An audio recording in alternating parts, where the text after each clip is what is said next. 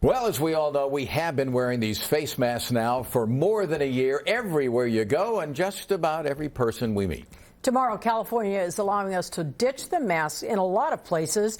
And joining us right now is Dr. James Berenson, Medical Director of the Institute for Myeloma and Bone Cancer Research.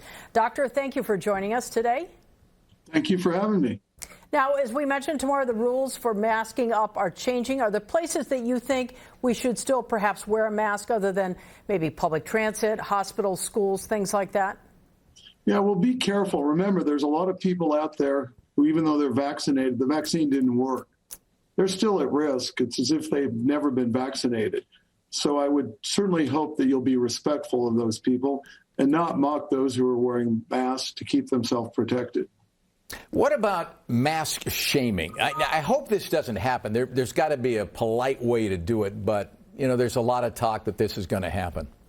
I think it's going to happen. I already seen that in my own clinic where patients who come into the elevator and are shunned away because they're wearing a mask and made fun of.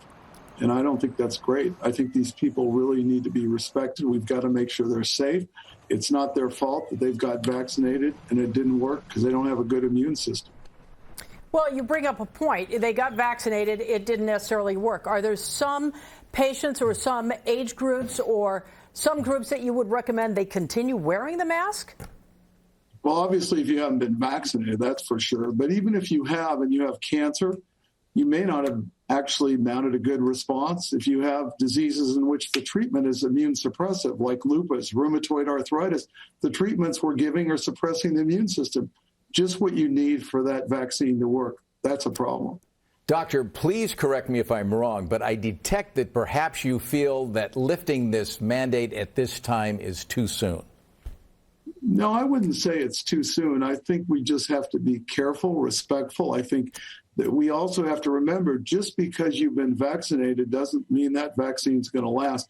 We're seeing that our eyes are opening in our own clinic as we're testing these patients over time.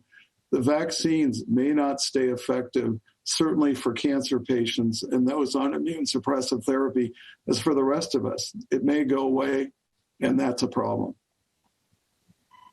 You've seen people from other countries wearing masks over the years when we had different flu epidemics or pandemics and things like that. Do you think masks 2 or 3 years from now, it'll be a common sight still here in the U.S.? I sure hope not, but I think certain groups will certainly be doing that. And I think a lot of us are going to get repetitive testing to make sure that they are actually maintaining a response, because if they're not, they better be careful. They're at risk. Doctor, we want to thank you for joining us this afternoon. Thank you for your insights, and we hope to see you again soon. Thank you.